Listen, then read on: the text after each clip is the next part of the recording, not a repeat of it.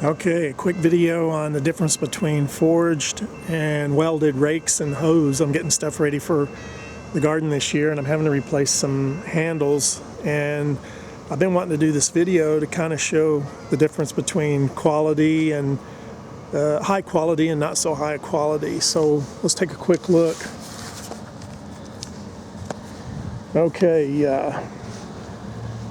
these are two different rakes that this one here is a older, very high quality rake. Could last several lifetimes actually.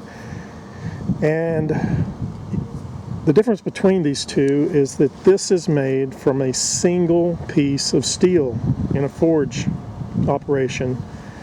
That means if you look at these two, the difference between these two, this piece was made, and it's a separate piece, and then this piece is welded, tack welded here. This one here is one piece all the way, and then it's twisted together.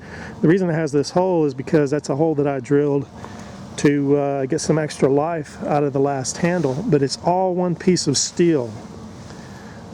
It's going to be much better, much higher quality than this. These are points that can break. Now, as a blacksmith and a welder myself, I can tell you that this design is much better.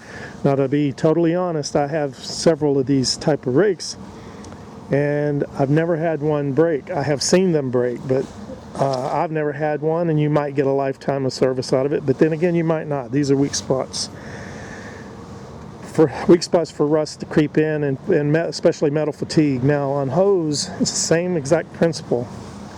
This hoe here is a cheap, inexpensive hoe, and you can tell by looking that the plate here was stamped out and then tack welded to another piece of steel that goes in the hoe handle. Whereas this particular type of hoe, which is a much older hoe, I'd put this at over easily 75 to 100 years old. And there's a great many variety of different types of hoes for different purposes. But as you can see, this is forged out of a single piece, the whole thing. Even this neck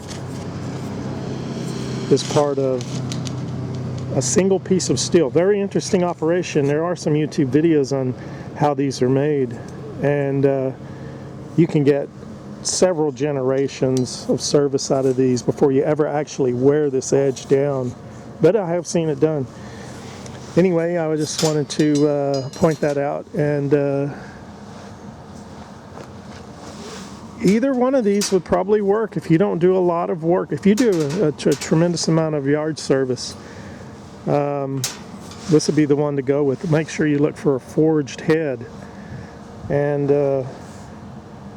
they're usually a much higher quality steel back in those days. So anyway, I hope that helps, maybe a little information. And you can still buy these types of forged garden tools.